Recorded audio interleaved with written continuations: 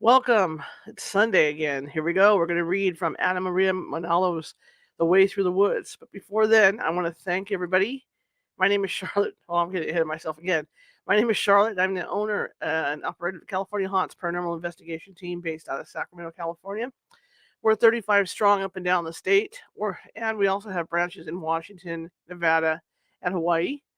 And I want to thank everybody for last night. We went out to a cemetery, an area cemetery here in Sacramento County, and about 10 people showed up, and four or five team members showed up from California Haunts, and we took people on what we call a ghost tour. And the ghost tour consists of using some of our equipment and learning how to use it, and just having a good old time. We went out to the cemetery last night, and all three teams, we divided into three teams, and all three teams had some type of experience out there. I got to use the SLS cam, that thing you see on TV with the stick people. I got to use that last night. And Karen Clark, one of our lead field psychics, was out there, and was leading a team. And they were at a couple of graves, and she had said that there was a man and woman there, and the man had broken his right foot. And what was interesting is with the SLS cam, we actually picked him up as a stick person. I'm waiting. Someone took a photo of the images, so I'm waiting to see those photos. And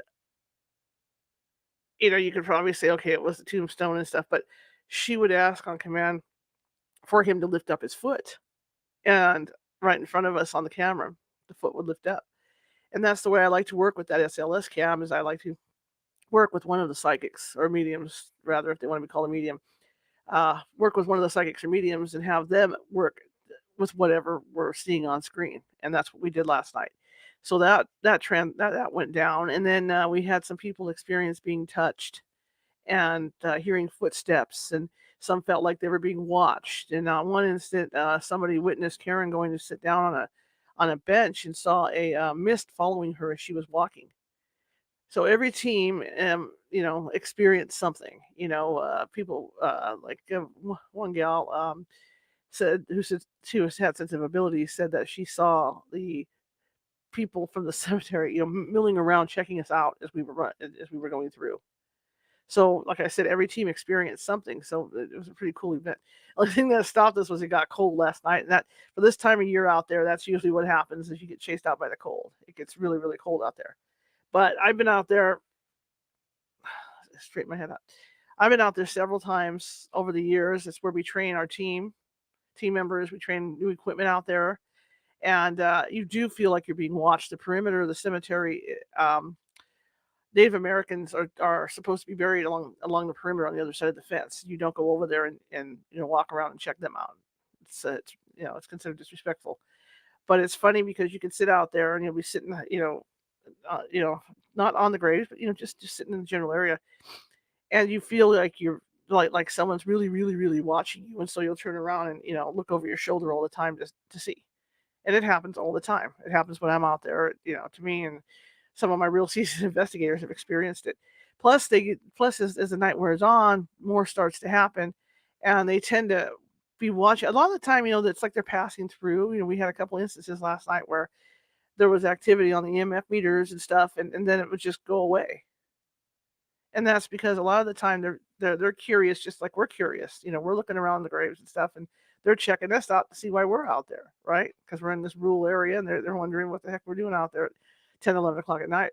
So they're just passing through. So they'll hang out for a little while and maybe play with some of our equipment, and off they go, right? Because we had what we call our firefly in a jar, and this firefly in a jar is an electrical wire that's hooked up to a light that jumps like a firefly, right? But the only way to trigger it is you have to tap the top of the jar physically. And we were getting yes and no answers with this firefly jar. So whatever it was talking to us, and then after a while it was gone. And that's usually what happens when you're out, when you're out there. Because they'll come by, like I said, come by, check you out, then they're off doing whatever. They're not These people are boring. See ya, off they go. Anyway, it was a great night, and uh I want to thank Karen Clark for coming out, Je- Geraldine Baser, Marisa Haynes, and Susan Klein, who was on our team in the early stages of our team and left for personal reasons. And she came back and she came out to the cemetery last night, took charge, grabbed some equipment, took charge, took a group out, and away they went. And so everybody had a good time.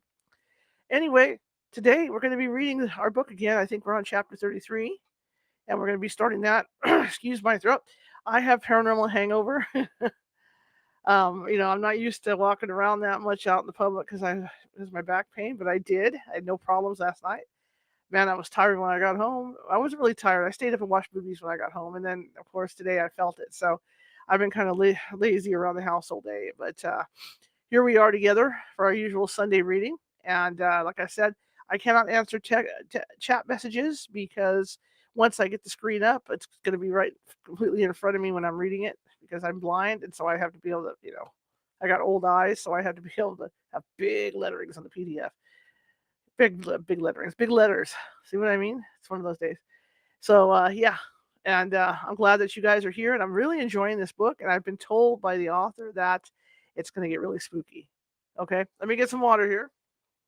We're supposed to get a lot of rain overnight and into tomorrow. So I was out prepping the yard before the show, and prepping my lawnmower that I had out yesterday. That's real water. Yeah. The last thing you guys need to hear me do is gulp, right? So anyway, I'm glad you're here. And I want to thank everybody if you're watching from YouTube. Let me get down here.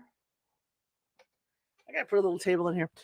If you're watching from YouTube, remember to subscribe. There's that little ghost down in the right-hand corner. And you click on that, and it's got a little magnifying glass, and it's got a Sherlock Holmes hat on.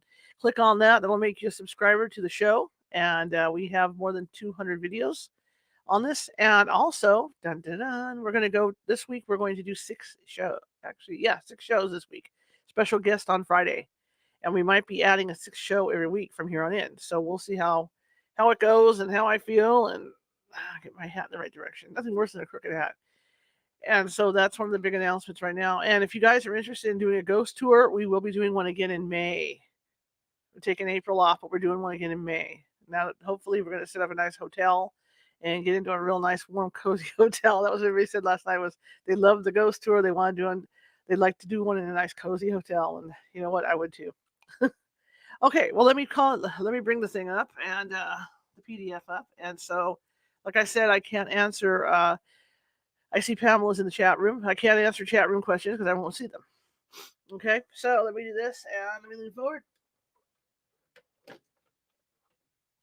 And also, because of my allergies, I might have to use contact lens solution in my eye, in the corners of my eyes, so don't get freaked out if I'm poking my eyes with this thing. Okay. All right, here we go. Okay. Let me get this straight where I need to have it. And like I said, I'm reading directly off the PDF screen, so I will not see you guys' comments. So you'll probably can say whatever you want to me. I don't know. All right. So here we go. It's kind of hot in here. Krista opens the bathroom door and almost runs into Frau's ample bosom. The scent of the air de temps assails her and almost makes her turn back, if not for the Frau's restraining hand gripping her sleeve. Why are you here? Veins are pronounced on the woman's fat cheeks, her face a shade of pink, which contrasts to her heavy frame draped in a yellow dress suitable for a luncheon she is hosting below. I was just looking around and curious, I guess. Krista's explanation, quickly done in a decision to remain calm and matter of fact, softens the woman's demeanor. These are my private apartments. Private. I'm sorry for the intrusion. Frau Disterschassi examines Krista's face, trying to exudate a motive. Krista makes a move to leave, and the Frau puts a hand up. I will give you a tour. After all, you're living here, and you're one of my best mentors. Krista smiles a smile of one who appears honored. But there's nothing to see in my bathroom. Come, follow me. Krista gives a smile, now curious what the Frau is willing to reveal. She quickly hides inside the left pocket of her blue party dress the photo of the Frau with the dark-haired woman sitting close together, naked. With a perfunctory tone, the Frau spreads her hands to show how she has decorated the bath. You see, I always lived wisteria. Are you familiar with plants? Krista places one finger on her chin as if thinking as she again surveys the wallpaper with embossed wisteria vines. which snake their way towards the high ceiling. When I see wisteria, I think of my mama. The Frau pauses, looking back at Krista as if she has been slapped. Her tone is incongruous with her reply. I'm sorry you do. Perhaps we should go to my bedroom. It has a nice leafy pattern. Krista turns to the bedroom and walks out the bathroom, surveying the window curtains tied back with gold tassels. Everything reminds me of her. The Frau stops, frowning. It's my goal. It's not my goal to make you homesick for things that are now permanently in the past. Move on, you must. The last sentence is like a reprimand, a slap. Wouldn't you miss your mother if you had one? Of course. My mother, the Frau stops. Let's go back to the drawing room. The Frau turns to leave. I'd like to know what happened to my mother. The Frau turns back, facing Krista head on. Do you really want to know? Really? The woman's expression, hard, cold, tells Krista everything she dreads to hear. Her mother is dead, gone, torn from her life. The tone told her what she dreaded. Krista swallows. How about my father? The Frau softens. It is clear he has been dealt a softer blow. He remains a tailor where he can help the Reich. A feminine cough, now more pronounced, issues from the next room. Quickly, the Frau approaches the bathroom door shutting it. Krista seizes the opportunity. Who is that? One of the maids, my valet. She takes all her meals here? The Frau gives Krista a stabbing look. She sounds sick. Krista makes for the bathroom, opening the door, rushing in, and grabbing the knob so the dressing room's connecting door, where the young woman's coughs can clearly be heard. And grabbing the knob to the dressing room's connecting door, where the young woman's coughs can clearly be heard. The Frau grabs Krista's arm. You are not to go there. Tell me where my father is. The Frau turns Krista's shoulders with her hands, pinning the girl against the dressing room wall. Why? After I took you in and showed you, tell me where my father is. No. Krista turns the knob. The Frau slaps her hand. Krista reveals the photograph in her pocket, holding it with both hands. Is this the girl next door? The Frau's face blanches. She appears about to faint. The Frau tries to grab the photograph. Karma, Krista thinks. I'll use the photo the same way my parents were arrested. Tell me where my father is, and I won't tell anyone about you and her. Krista's lips point to the door beyond. A feminine voice issues from beyond the door. Miley? What's the matter? The Frau pauses. With resignation, she reluctantly opens the adjoining door, revealing a young woman in her early 30s, the same one in the photograph. She is more beautiful than the picture. Krista, meet Adelaide. Adelaide, my best teacher. The young woman unbends from the settee, gracefully approaching Krista. She touches Krista's face tenderly. Scars line the woman's wrists. Adelaide speaks. Tell her where her father is, like you told me where mine was, in Buchenwald. 34. Horse stumbles, almost landing on one knee. Ahead, a deep wood in the twilight. He looks behind him. No farmhouse, just a forest. He is now completely engulfed by the wood. Horse has been walking briskly for about 3 hours, his thirst becoming more and more pronounced. He glances at his watch, which shows 10:15 p.m. Another gift from Brigadier. Here we go. Another gift from. See, everybody thinks this is funny, and it is funny. Another gift from Brigadier Bear that he chose not to confiscate. He spots a tree. I'm sorry. Okay, he spots a tree limb, sturdy, leafless. He grabs it from the forest floor and uses a walking stick. Eyes a boulder in a clearing and heads for it. Wearily, he sits, unraveling the messenger bag from his shoulder. A twig snaps. Horse swivels to look behind him, alarmed. A doe stands motionless, eyes reflecting back, studying him. Horse exhales in relief. From the bag, he pulls out a bottle of water, still glistening from condensation. He takes a swig, inhales again. He closes his eyes, dreaming.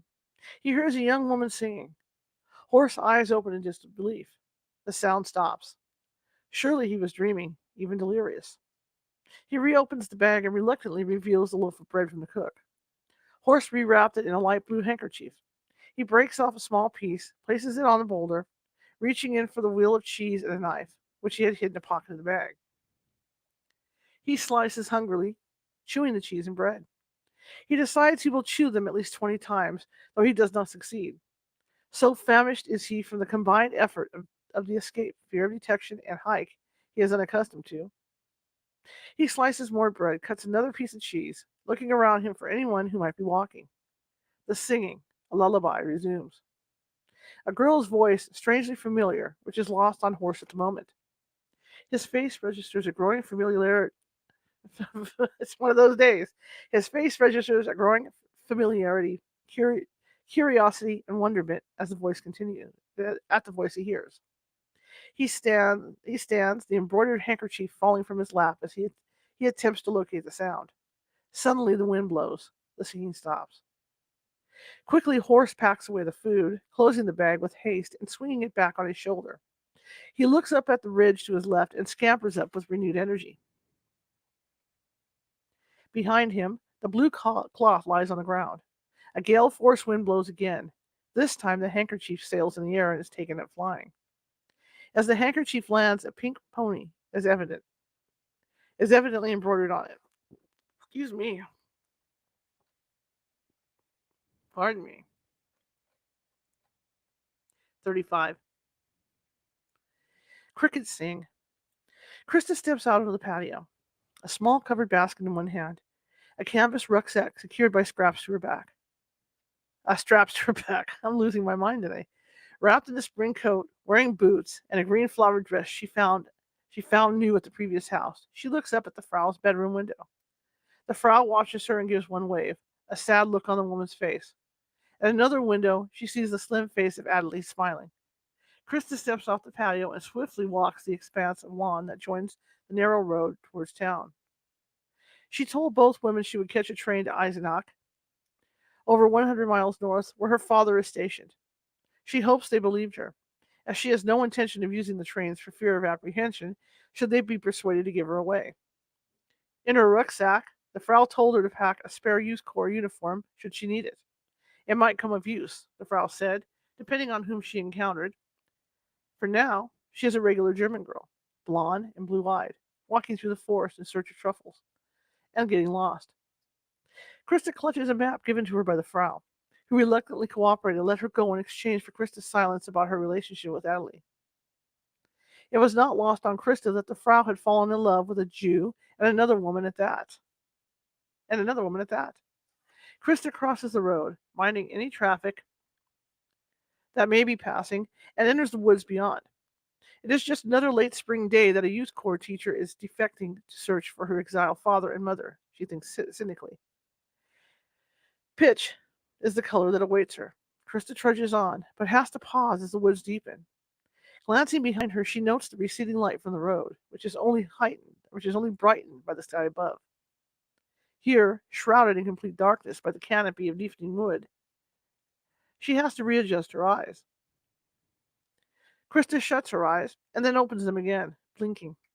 She surveys the terrain, the branches on the ground, the kudzu, the thick canopy of maples, birch, walnut, and ferns that grow to cover the forest floor. A chorus of frogs and all manner of animals preparing to rest for the night covers her ears. Then, amidst the natural sounds of night, she hears the faint sounds of a vehicle, like a truck, approaching the road. Krista tightly clutches the strap of the canvas rucksack secured to her back and the woven basket, filled with all manner of food from the Frau. She darts quickly through the brush, disappearing in the thicket of an army truck as an army truck rolls by, a Nazi flag flying. She wishes her mother, even her father, were here with her to explain why Hitler turned their lives upside down. Her mother had an explanation for everything. 36. A detailed worn map is spread out on a boulder, a small lantern nearby, stretching tendrils of light and glowing.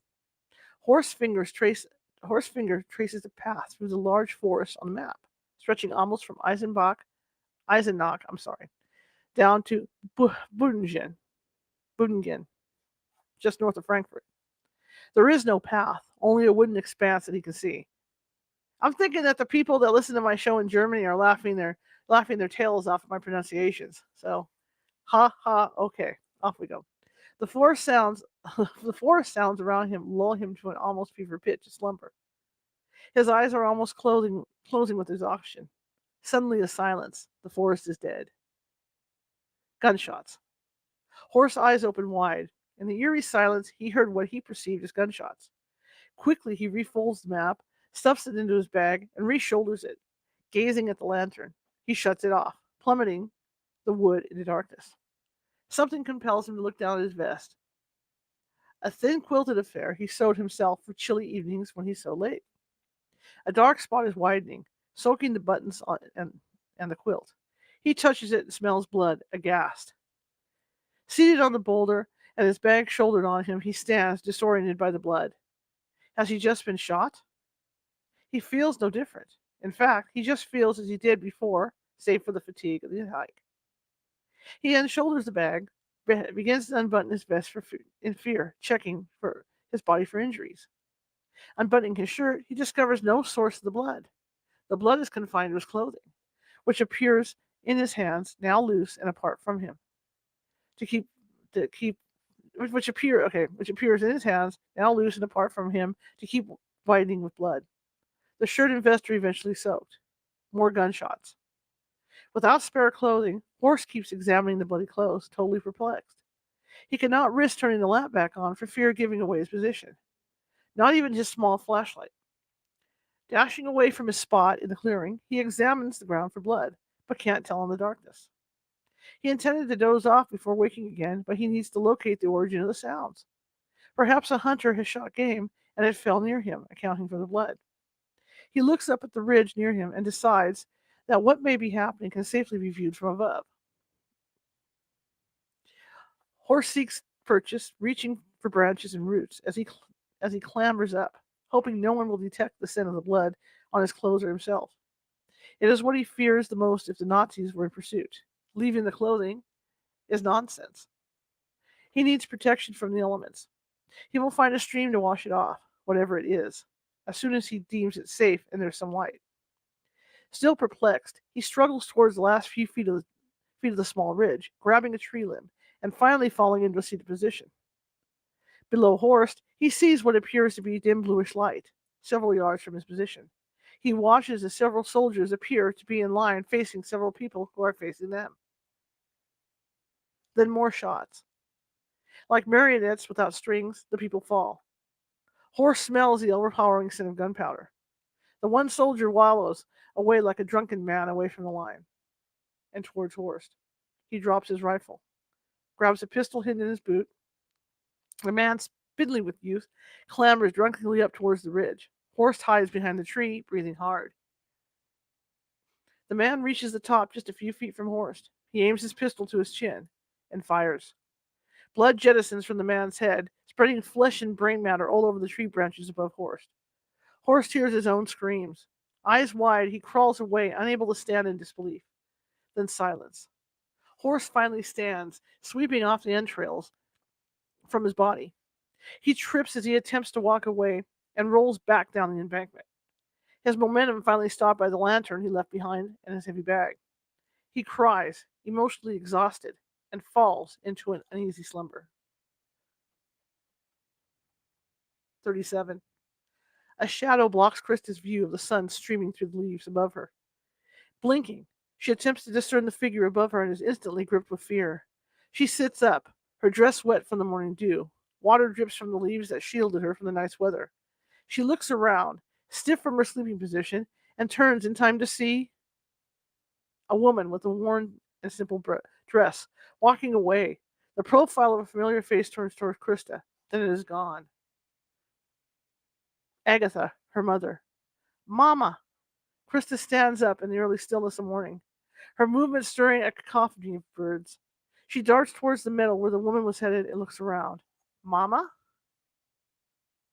A breeze blows, a pause, a deep stillness.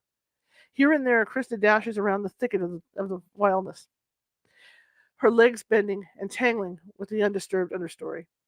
Krista looks back at her rucksack and basket, still where she left them. She wants to surge forward to locate the woman, but feels conflicted about leaving her map and belongings, which she still needs in order to move on. Finally, hunger takes over and wins. Krista walks back, sits, digging for breakfast. The first meal since she began her walk 2 days ago. She spots her bottle of water, now half empty. As she as she eats a peach, she surveys the area, hoping her mother is somewhere in the woods, looking for her and the rest. She felt deep stirrings of hunger, more instinctive, but now, assuaged, she again longs for a familiar and comforting face. Charged with renewed energy, Krista gathers her belongings and again darts towards the meadow where she saw the figure of Agatha. She cannot comprehend why her mother didn't reply when she called to her, visible as she thought her to be. She wonders if it was wishful thinking, and perhaps a hallucination brought on by hunger and her desire. 38. Dead leaves blow onto Horse's face, awakening him. He sits up, hearing a rustle behind him. A dog. Scraggly, thin, fur around its eyes turned white, an old German shepherd. The shepherd paused from its digging, one paw still up, observing Horse. In the process of digging, the leaves were strewn in Horse's direction. Man and dog stare entranced at each other, an unexpected introduction. Then it dawns on Horse the events of the previous night. The soldier who shot himself after shooting a line of civilian prisoners. Horse looks up at the ridge behind him. The dog still paused in observation. Horse looks down himself, feeling disgust as he recalls the man's flesh and brain spewing forth. Arterial blood had jetted on him. But there's nothing on him but his own sweat, dirt, and mud. Surprised, Horse continues to examine himself as the dog sits almost as riveted as he. He stands up, examines his shirt, his pants, and his own hair. Other than the leaves and dirt the dog strewed on top of him while he slept, no evidence of any human violence. The young soldier, who appeared about 16 years of age, only stood a few feet from Horst. He should have been covered in blood, brain matter, and perhaps even pieces of the dead man's hair. Thoughts and a panoply of amazement floods Horst as he wonders whether his fear-immersed and thirsty brain is causing him to see things. Then the dog approaches. Horst quickly and protectively grabs his messenger bag, which contains the food. The dog has something within its jaws. The dog drops it. A long bone, gristle still attached, plops on the leaf-covered ground. The dog sits, its tail wagging, as if awaiting recognition of its gift. Horst examines and nudges the bone with his foot. The dog whines, looking at him and back at the bone. An offering. Horst, interpreting the dog's gesture as want, digs in his bag and produces a piece of cheese, cutting it and tossing it towards the dog. Hungrily, the dog wolfs down the cheese, smiling, a dog smile, and panting. A breeze blows, wafting with it a sickening, sweet scent. The moment of morbidity sinks in with it, and Horst's brain registers death once again. There is death nearby. He looks up at the ridge, feeling repelled, sickened, and almost on the verge of vomiting. But he doesn't. Instead, Horst grabs the bone, turns the object in his hands, squinting at the dog, which looks back, head tilted. Then, as he examines both bone and dog, the hair on his head begins to prickle. He glances at the dog, gazes back at the bone, and stares at the animal's hindquarters. The dog has presented him with the dog's hindquarters. Horst spots a skull right behind the shepherd. Slowly he drops the bone and stands, approaching the skull with trepidation, but his curiosity wins out. A dog's skull. Horst straightens, surveying the field adjacent to the ridge. More bones. A sweet scent assails him as he moves closer, and realizes he has stumbled upon a field of animal bones. Horst looks back at the German shepherd. The poor dog, almost skin and bones, looks starved. Horst puts two and two together as the animal darts away and rummages among the recent carcasses farther afield, eating what remains of his comrades. The dog, desperate to feed, has become a cannibal. This time, Horst throws up his meal. Filled with unease, Horst reluctantly looks up at the ridge where he rolled off in his haste to get away from the suicide last night. Feeling a need to check what might lie above the ridge, Horst ascends with dread. At the ridge's summit, Horst sees the now familiar landscape, but there is nothing but a meadow.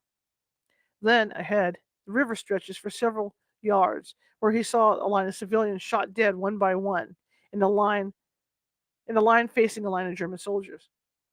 Horst breathes in, still grappling with the previous night's violent nightmare. still taking in the enormity of the slaughter and the young soldier's culminating act of self-destruction. He bows with the weight of it, emotional and physical exhaustion, bending him like an old man as he places his hands on his knees for support. Horse bends the branches out of the way and emerges onto the meadow to inspect and make sure or make sense of what he witnessed the previous night. By Horse's feet, he spots a glinting piece of metal, a Nazi pin encrusted with blood. Horse tentatively reaches for it, holding it in his hands, a confirmation that he was not hallucinating. Behind Horse, the shepherd whines. 39.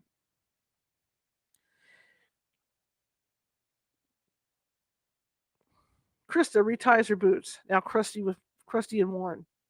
The soles are still intact, but she yearns to remove them and soak them in a stream, a river, or any body of water. She glances at her bottle of water, empty. She also needs a bath, having already changed into her uniform days ago when she attempted to wash with what little water she had left. Judging from the mud on the edges of her uniform skirt, a Nazi, excuse me, a Nazi issue khaki, now turned brown with dirt, miles of traversing the wood show on her. Specks of green slime dot her white shirt.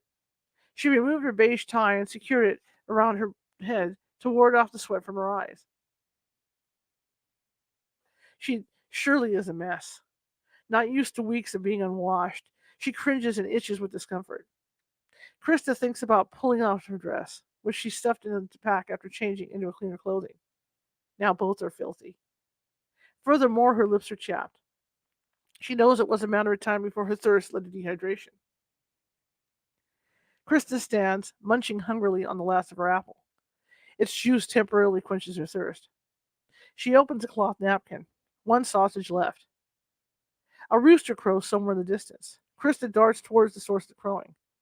Between a corpse of large walnuts and maple, Krista peers. Ahead in the distance, she spots what appears to be a bunch of straws, too regular to be part of a natural landscape. Perplexed, she emerges, now walking with determination, to determine what she is seeing. She is up on a hill where trees obscure part of her view. She is looking down at bales of hay, and there are more. She parts the branches and steps out close to the crest. Rolls of hay punctuate the landscape, dotted by cows busily chewing. On one side stands a sprawling stone farmhouse. Shutters open to the sun. Then two barns appear as she continues to ascend. A pasture with a field of sheep, goats, a shed facing where she is standing closest, the view obstructed now by another group of trees, the lip of the hill. It seems she was on a low ridge. A rooster emerges pecking. It must be the rooster she heard. Krista has visions of eggs, perhaps even some fruit. As if on command, a young girl whose hair and gait resemble Mila emerges from within the shed, tossing feed from a basket. Hens roam and peck. Again, as if encouraging Krista, hens cackle as more feed scatters on the dry ground. Hungrily, Krista eyes the hens. Then the girl looks up in Krista's direction. Blonde bangs obscuring her eyes. Mila? Eyes round with amazement, Krista almost calls out to the girl. Krista ducks, not ready to reveal herself. She wishes her mother were here to explain what she is seeing. A pang of grief intermingled with loneliness grips Krista. The girl turns and darts towards another building, another shed, larger than the first. This one is encircled by ground cobbled with pebbles. A courtyard of sorts, with a water pump and an inviting spigot. Water drips from it, spreading and glinting on the pebbles of the morning sun. Beyond it, a thin road snakes to the woods beyond. Krista now hears a pail being moved, the bottom scraping the ground. The girl has positioned a rusty pail under the spigot, and water sloshes as the girl pumps. The girl has her back turned to her as she pumps. Fresh water, it is more than Krista can bear. Thirst and curiosity propel Krista to stand, risking revealing her presence. She surveys the beam farmhouse for movement. The windows are curtained in a veil resembling lace. It spurs a memory of her mother's embroidered curtains. Her rucksack on her back, she approaches, the view now yielding all the smaller sheds and the sounds of the hens as they cackle, mocking. Right beneath her, just a few yards off, she descends towards the farm. 40. Running as fast as the tall grass allows him, Horst flies. He heard an approaching truck, then men talking, laughing as if life were a picnic. He needs to put distance between himself and the passing convoy, which means getting past the river, where the bodies could still be floating. Horst keeps his eyes averted, focusing on the shepherd, which darts ahead. Horst is at a loss. In his own mind, he can't rationalize what happened last night. The soldier shooting himself just within a few feet of Horst, spewing brain matter and pieces of skull on him. His clothing and all around them. Horst recalls vividly hearing, smelling, and seeing in detail the young soldier's anguished face and the ensuing self-inflicted violence he meted on himself and Horst's physique and Horst's psyche. It was just moments after an entire line of townspeople were shot by a squad of soldiers, of which the young man was one. Now, in the light of day, it is as if it were just a nightmare, except for the swastika pin stained with blood. How did Horst come away so clean?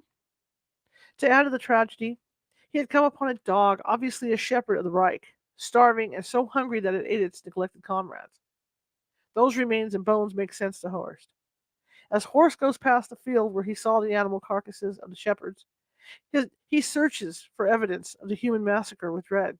Several yards further, he finally encounters evidence: pieces of clothing near the river. As he approaches with one arm covering his nose in expectation of the sweet scent of death, he sees what may be the skeletal frames within the clothing. All in a line they are, which berets, I see, with berets and hats near what would have been old men, scarves and lace and flowered clothing of women and children. Small clothing around small bones. Children. But the bodies have been picked clean and are bones. Finally, his arm comes down, and there is no scent of death. How can a gruesome scene that he witnessed last night become bones by morning? By morning. They're old bones. Impossible. Floating in the river's debris are all manner of possessions: hat boxes, luggage. What was once an open parasol, beautiful in its flowered pattern, floats by, soiled with mud. It was obvious they'd been there for at least a year, maybe two, judging from how the textiles are bleached of their color. As a tailor, Horst knows how long it takes for fabrics to fade. Horst can't bear to look anymore.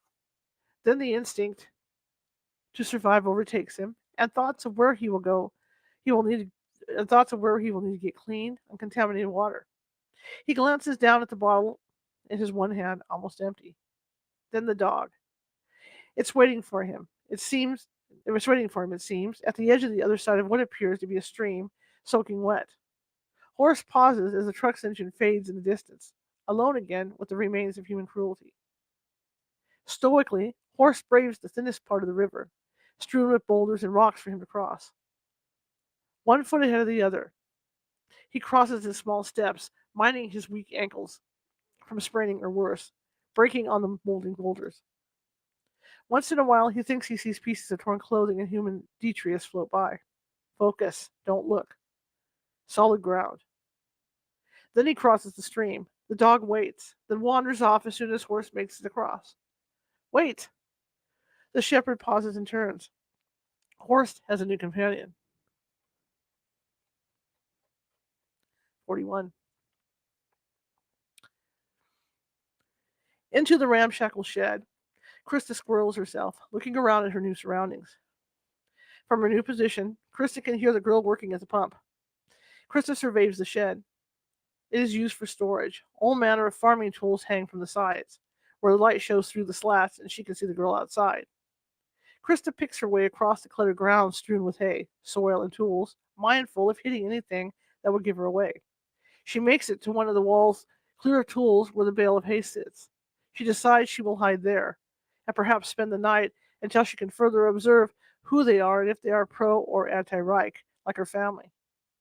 If they are pro-Nazi, her uniform may help, but then they'd ask why she is alone and dirty. If they are against it, then she has no choice. Then she has to change to the dress before she is discovered. She is eager to determine where food is cached, and, more importantly, who the girl is. She looks so much like Mila that Krista's heart aches. Krista hopes so.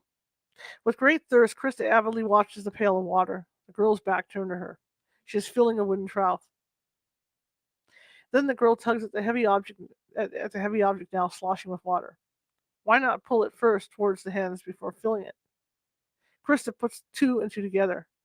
Now very curious about the girl is obviously challenged in some way. Her heart goes out to her, wishing she could help. And then Krista sees the girl push the trough, topping it. Precious water spills from the vessel, leaching its way between the cobblestones. She is so thirsty she can feel the water go down her throat. Then the sound of a motor from the adjacent field. A thresher. A woman calls out from the new open farmhouse door. The girl looks up. Frustrated by the motor's noise, Krista can't make out the name. The girl is obviously being summoned. The girl darts away towards the farmhouse in response. They have to be pro-Reich. How else could they be out here as if nothing is happening in the world around them? She wishes her mother were with her to explain. She always has an answer. Krista eyes the pail on the trough. She reluctantly shoulders her pack and places her basket behind the bale of hay. Determinedly, she makes her way towards the shed door.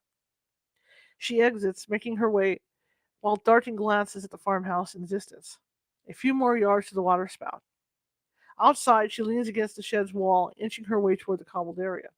Hens emerge from the adjacent shed, the hen house. The hens cluck. Two hens look up and trot away. A few more steps. Slowly, she eyes the farmhouse. No one. The door remains closed. Krista approaches now, feeling the slippery and smooth stones beneath the threadbare soles of her boots. A foot away, she can smell the water.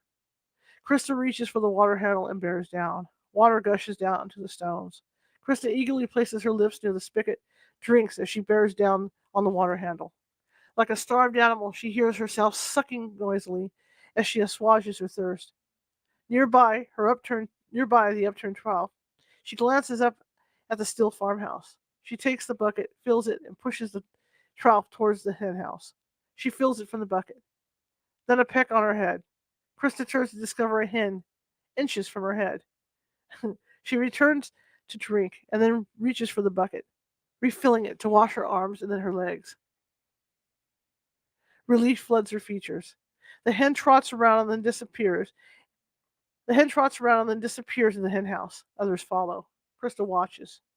She follows and enters. Eggs lie cradled in hay. Krista quickly surveys the area. She's alone and starving. She spots a rusted wire basket nearby, designed with a fleur-de-lis. Hens roost by a crate, clucking noisily at her intrusion. She reaches for the basket and begins tucking in her eggs, oblivious to the hens clicking in anger. The shells are still soft, just hours from being laid. The hens peck at her hand, then another. Krista pulls away, then shoos the hen. I'm sorry. It takes flight, and the rest follow, showering Krista with feathers and dust motes. As the feathers settle, she sees a wooden crate, a makeshift table she can use, if she can just find a way to cook the eggs. She looks in. Voices outside, guys, not ghosts. There, amidst the feathers and chicken droppings, lies a blue handkerchief with an embroidery of a pink pony. Krista grabs the handkerchief and, in her exuberance, suddenly sits. The scent of her mother's perfume lingers on it. She inhales it as a flood of memories, signaling a longing for reunion, assails her internal vision of her mother's kitchen. She looks around, now alive, joyous, and hopeful. Her mother or someone from her family was here, or is here.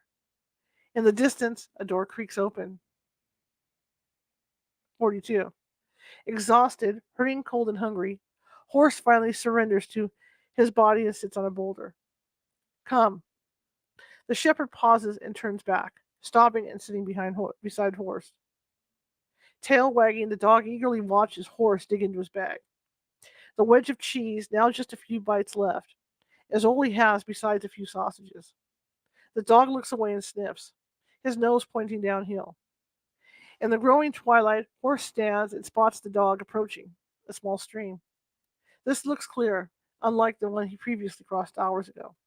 Horse approaches, seeing rocks and pebbles at the bottom of the clear water. Hungrily, he dips the water bottle, filling it. Then, schools of small fish evade his hand. More fish pass. Sardines. Horse thinks as his stomach yields to hunger. The dog approaches, a branch in his mouth. Horse pauses, and taken aback by the intelligence of his companion, he takes it, patting the dog on the head.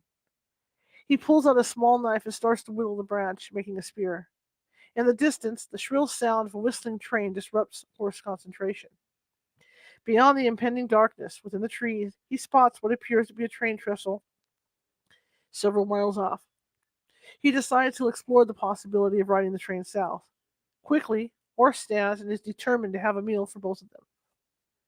He spears at the stream water, spewing as he aims and hits one of the fish, and another. Hours pass. The darkness deepens as it descends from twilight to night. Horse walks away from the stream, tossing the homemade spear in disgust to the ground in frustration.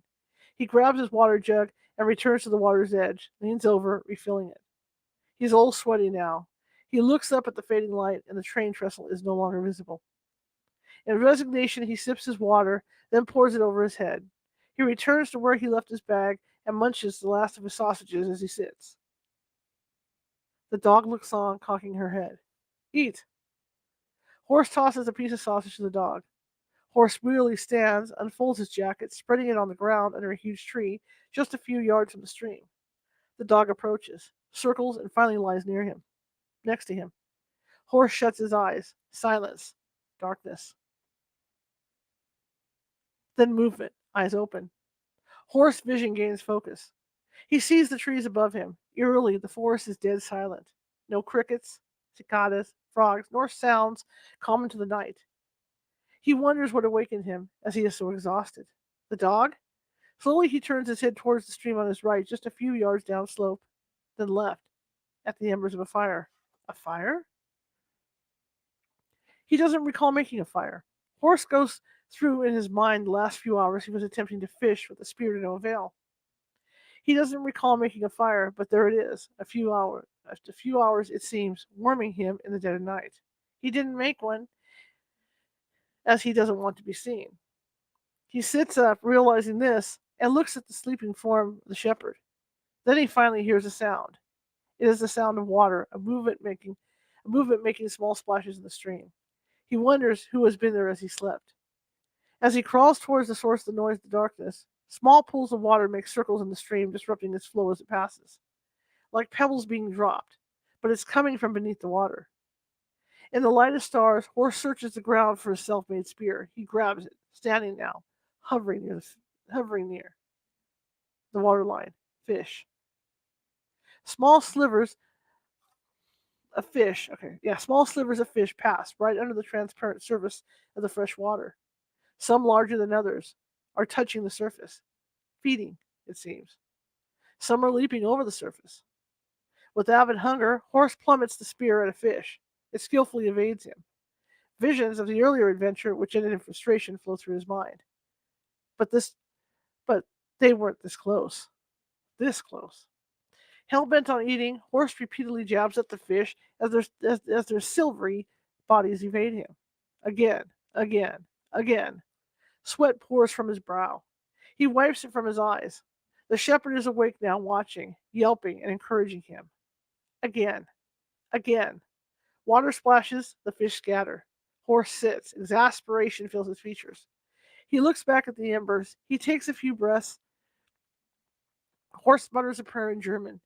He shuts his eyes as if to meditate. He opens his eyes and hears more splashes.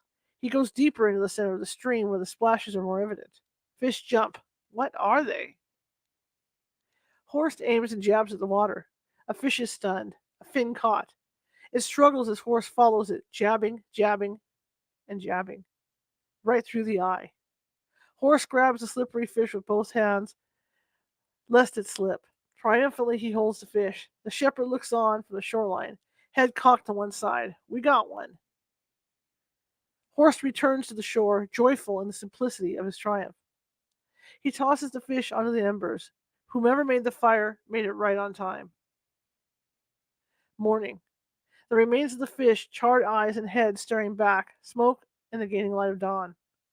Horse is retying his dirty boots now caked in dirt. He looks up at the dog. The shepherd dog walks briskly through the forest, following the stream. Horst attempts to follow despite the understory, which is constantly trapping his legs. Finally, the dog pauses, sniffing, head down. Horst opens a small steel compass. He sees the dog has been leading him south via the stream. Smart dog. The dog looks up as if attempting to communicate. Suddenly, it takes off. Horst follows, now intent on not losing the shepherd. Reaching a clearing, Horst spots the dog lapping in the stream. Horst descends, rolls up his pants, and stoops down to drink the coolness. He looks up to locate the train trestle he saw the day before. They're headed in the right direction. He fills the water canteen once again, then washes his face. Mud clings to his boots, now worn from his struggle to walk the endless miles of forest. He sniffs, his shirt caked with dirt, leaves, and detritus. He must be quite a sight. From far off, Horst can now hear the distinct sound of a train passing on the trestle. The chug-chug of the engine fills him with ambivalence. Both hope and fear of detection mingle together. He observes the shepherd sitting, then rolling now on the quiet grass. He relaxes, taking the animal's cue. The dog keeps rolling, licking to clean her paws as she lies on her back, feeling safe with Horst. Horst relaxes even farther and proceeds to undress. He reciprocates the sense of safety. With a meal in both their bellies, he decides it's time to wash, like every animal does afterwards. The water is as a warmth he didn't expect, flowing sedately across his tired skin and lulling him further. Naked into the stream, he descends, washing off the dirt, and with it, his history. I'm going to call you, Mana. The dog pauses, observing Horst, and in his own interpretation, she seems to smile. Horst dips his head, opening his eyes to the underwater world of weeds, evading fish, and pebbly bottom. Slowly, in gentle stride, he allows himself the luxury of the moment, making the moment last as if it were forever. He surfaces and glances at Mana, who is now standing at attention, hairs on her back appearing to stand, and makes the shepherd even larger than she is. Horst observes the ribs showing on Mana and makes a mental note to hunt game this time and forage, to share his meal every time with his new companion, who is now his navigator. Not knowledgeable about plants, Horst realizes he needs to confine his diet to fish and small game, just in case he encounters a toxic plant. He wishes for Krista, knowledgeable with mushroom and wild edible plants. The dog darts a glance at Horst, darts a glance away in the direction where the passing sound of the train originated. Quickly, Horst senses an urgency and dresses, tugging at his worn boots and shouldering his messenger bag. Mana leads him into the woods, away from the stream. Someone Horst has yet to be seen is coming. Horst enters a profusion of trees where the dog pauses, watching, pointing like a hunting dog. He takes the dog's cue and watches from his hidden position between the branches. The sound of trucks, motors gaining, a convoy of trucks in a tank, men with hats in green and brown. Horst squints. They're barely yards, even a few feet from Horst. A red four-pointed star on a man's square hat. A woman sits perched on a truck, looking on with a few men. A lapel in green with two red stripes. The Red Army. Russians? The convoy appears to be headed whence he came from, upstream, according to his map, as he opens it to determine their origin. Is the South already occupied? Horst digs into his bag, revealing his identity papers as a German citizen. His picture showing a younger, wholesome man with a trim mustache, as well as a tailored shirt. His working papers are in another sleeve, showing him as a tailor for the Nazis. It does not bode well for him if he were caught. Then he thinks of Agatha in the happier times, her garden, their rented house, the village. Then he thinks of Krista, his only child. He pulls the plastic the working papers are in and toys with the idea of hiding it. Emerging from the trees, he gestures to the shepherd and walks towards the road. He looks up and down, watching for movement. Songbirds flutter, gaining flight. With thoughts of Krista on his mind, he quickly gains in step and heads down the road, Mana as his watchman. 43. Krista watches the farmhouse door open, then the shed to her right. She has to lean down low behind the water pump, which gives little cover, if any. A young boy, about 12, emerges from the shed. The hens cluck. He looks up, almost making eye contact. Krista quickly moves around the pump, attempting to hide. The boy, dusty from gathering hay, is carrying a bale and loading a horse cart. Busily, he clambers onto the back, rearranging, then steps off, re-entering the shed. Again he emerges, filling the cart and crates of produce. Krista watches curiously, wondering whether it is market day. If he is going north with whoever is with him, she needs to get on that cart, giving her a much needed rest, and perhaps new clothing that would allow her to toss her Nazi uniform.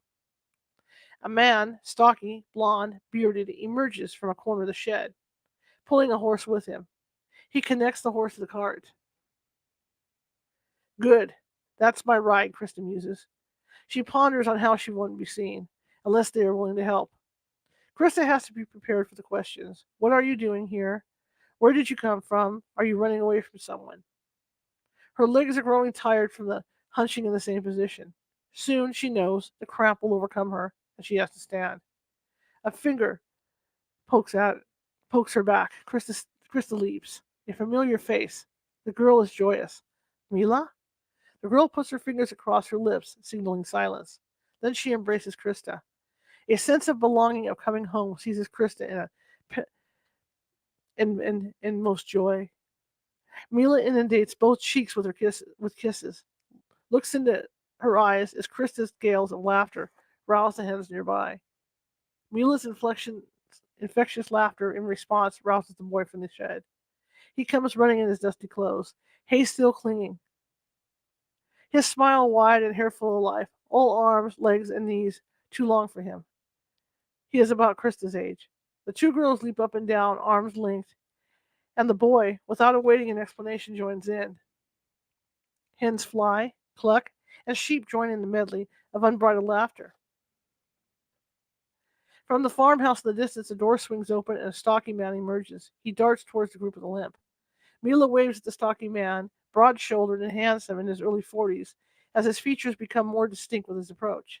Edgar, this is my sister Krista. Edgar studies Krista in her filthy Nazi youth uniform. His smile fades. The boy looks from father to Krista and back, searching for an explanation in the heavy pause. I was a Nazi youth teacher. Mila interrupts her slur as a disabled child giving away her anxiety. She had to do it to survive. Krista nods in agreement. The boy smiles and raises his hand in greeting. I'm Holzer. Hello, Holzer. I defected. Ran away to find my father, who's been taken. Edgar places his hand on Krista's shoulder. Come, breakfast is waiting. 44.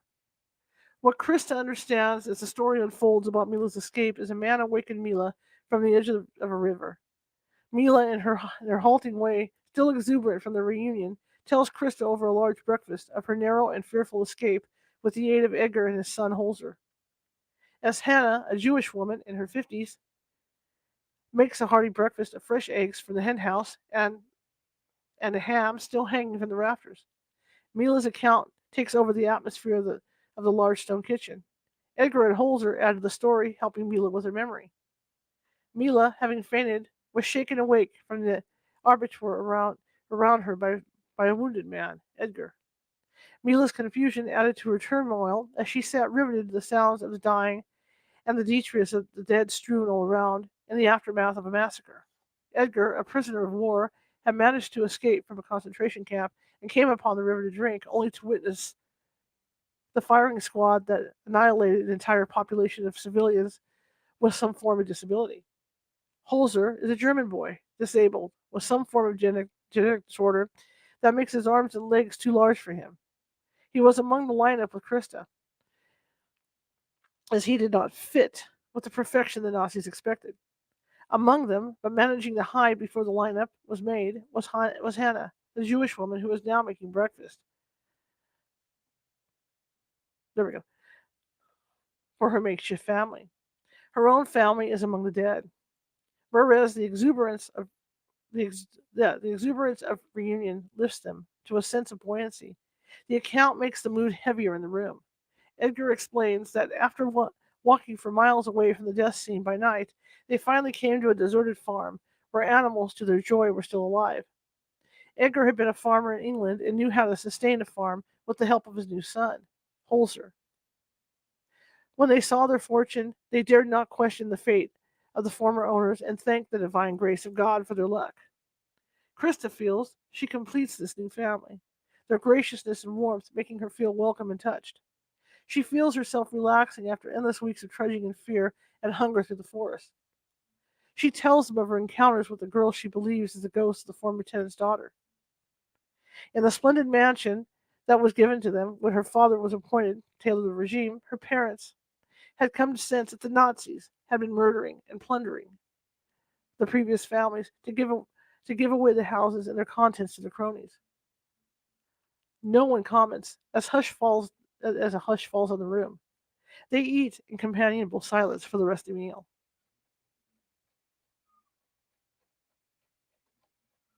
45. Horse follows the road strewn with stalks and pockmarked by heavy military artillery. A sense of dread lingers in the air. The shepherd leads the way a few yards ahead. He glances at his compass, still heading south. Ahead, the road wends its way into the forest, quiet, grim, foreboding. Night is descending again as Horse notes the time on his water-flogged watch. He pauses to wind it, but it is obviously broken with the water from the streams and the river he was drenched in. He notes the upscale German insignia on the brand, a Nazi eagle embossed under the thick watch face. Despite the make, water still breached the watch. Thoughts of better times with parties at the shop where the German military officers were invited to see fashionable clothing for men and women flow through his mind. He thinks about the time he received the watch as a gift from Commandant Bear. What they were dining on, the opulent dining rooms he ended up frequenting, and the celebrations with Agatha on their anniversary and birthdays. Agatha. Grief assails him like a sharp bullet, tearing through his now thin frame, causing him to stumble. His eyes begin to brim with tears, and in a split-second decision, he turns towards the forest, sensing a desire to hide, perhaps to roll into a ball and sleep away the despair that is overtaking him.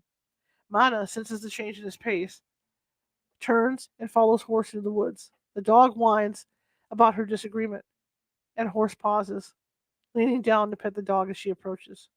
The chug-chug of an approaching train in the distance once again signals how much progress Horse has made. They are close to the tracks now. He considers the plan for getting a ride, but looks down at the shepherd he can't leave behind. He follows Mana, who leads again deeper into the wood, but still going south. At all costs, he decides he will take her with him. Perhaps he will find a train with an empty animal stall, which would be safer, just to help him ease his blistered feet. Horse looks up at the approaching twilight, opens his bag, and decides to make camp. As he assembles wood and kindling for the fire, the shepherd watches. He sits nurturing the embers and thinks idly of who made a fire for him not too long ago. The fish is long gone, so Horse stands to assess where he can find food. As Horse pulls his flask from his bag, he sips it sparingly and offers some to Mana. The dog turns her head as if to refuse, then stands and darts away. Horse quickly follows, wondering. As Horse follows, he smells rain, and upon inspection, Horse comes upon a pond. He washes his face, noting the algae. Can't drink this one, Mana. The dog cocks her head to the side and sits as if to ponder. Then, movement. Horse instinctively pulls out his homemade spear and ducks as he turns. A rabbit, its nose moving, sensing danger. Mana gives chase, and as she does, a piece of silver, round like a coin, pings from her collar. Horse walks over and picks it up, noting it is a dog tag. Phoebe. He looks up quickly, following the shepherd. Phoebe, your name is Phoebe. The shepherd sharply turns at the sound of her name, then resumes running as Horse gives chase. Phoebe is gaining on the rabbit. Then it plummets into a hole. Phoebe pauses over the hole, barking, whining, tail wagging. Horse walks over, pocketing the tag, consoling the dog. It's okay, Phoebe, we'll find another. But Phoebe again snaps to attention as if looking in the distance, almost pointing. Horse follows the dog's eyes and looks. Another stream flows near the bottom of a cliff. Horse surveys the area where the stiff wind blows, heralding rain as clouds gather in the dark blue. Quickly, he follows the dog to the clearing, his spear drawn and ready to fish again. And we're going to stop there. Chapter 46. Let me click this down here so I can talk to you guys. There we go. Boom. Okay, so we're going to stop at chapter 46 tonight. And next week we'll be back starting at chapter 46 to read. Tomorrow is going to be a really good show. We'll be on at 6:30 p.m. Pacific, like we always are. And Ron Felber, author Ron Felber, is going to be with us, and he's going to be talking about the Mojave Incident. And the Mojave Incident is probably one of the scariest UFO encounters I have ever, or UAP encounters, whatever you guys want to call them. One of the scariest ones I have ever read, and I have read a lot of them. This one gave me nightmares for days. So I'm eager to talk with him. The people that he write about don't really do a lot of interviews. So that's why it's pretty much, talking in one of these deals where you talk directly with the author. But I think I'm not going to say you're going to enjoy this story, but the story will draw you in. This couple goes camping in the Mojave in their pickup truck, and they get it, and they're able to observe these spacecraft, like they're mining or looking for ore or whatever they're doing, and then the aliens show up, and then it takes off from there. So it's a very interesting book and a very interesting story. Okay, so I will see you guys tomorrow at 6:30 p.m. But 6:30 p.m. Pacific. I'm just trying to remember. Been a long night. Anyway, if you want to visit the radio the radio webpage, it's at CaliforniaHauntsRadio.com. And you can see all our videos there. If you want to visit our YouTube page, you can do it from there as well. Just click on the videos that are on there. I'm going to try and get everything updated the next couple days, so it's all up to date. And just click there; it'll take you to the YouTube page. If not, Google California Haunts on YouTube, and it should come up. And also, you see that little taggy thing running beneath? That's because California Haunts is a nonprofit organization. And we don't make any money to do this. We don't make any money on our ghost hunts. The only kind of money we make is donations. And if you can find it in your heart to do that, that would be great, because there's expenses related and involved with this, like headphones, computers, mics, all that stuff, the internet service, yada, yada, yada, yada. And we're just trying to keep this going because we enjoy bringing it to you, my producers and I. And I'm a journalist by trade, so this is what I do, and I love doing it. So if you could help by donating, a little bit, that would be great. And you can do that at paypal.me/CaliforniaHaunts. Or if you're uncomfortable with PayPal, you can do that at Venmo, and then just type in California Haunts. But I want to thank you guys for coming today, and I will see you tomorrow at 6:30 p.m. See ya.